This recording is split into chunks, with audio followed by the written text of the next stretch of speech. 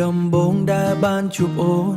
បេងដងបងញ័រមិនដឹងខ្លួនស្នាមញញឹមអូនមួយពេលនោះធ្វើឲ្យបងគិតដល់អូនរស់ខ្លួនស្នាមញញឹមអូនមួយពេលនោះធ្វើឲ្យបងគិតដល់អូនរាល់ថ្ងៃធ្វើឲ្យបងដល់អូនរាល់ថ្ងៃ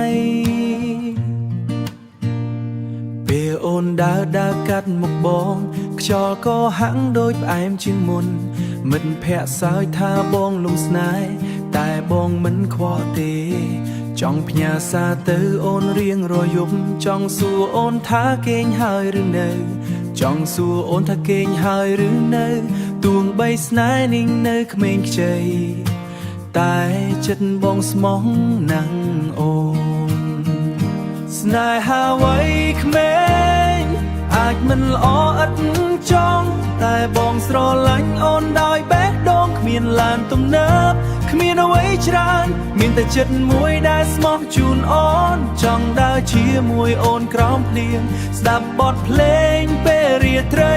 ឲ្យថ្ងៃស្អែកមានអូននៅក្បែរឲ្យថ្ងៃស្អែកមានអូននៅក្បែរគ្រាន់ប៉ុណ្ណេះបងក៏សប្បាយចិត្តពេលអូនខឹងបងក៏ពិបាកចិត្ត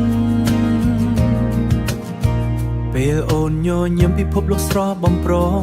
បងមិនមែនជាមនុស្សល្អបំផុតតែបងនឹងថែអូនឲ្យបានល្អថ្ងៃខាងមុខមិនដឹងយ៉ាងណាតែថ្ងៃនេះបងនៅស្រឡាញ់អូនសុំកាន់ដៃគ្នាដើរយឺតដូចយឺតក្នុងរឿងស្នេហ៍វ័យក្មេងរបស់យើងអាចមានថ្ងៃយើងឆ្លោះគ្នា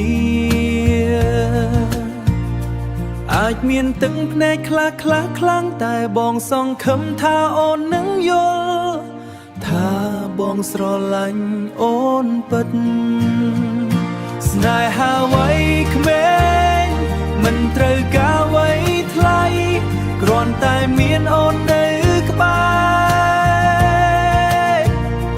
រាល់ថ្ងៃរបស់បងក៏មានន័យហើយបេះដូងនេះសម្រាប់អូនម្នាក់គត់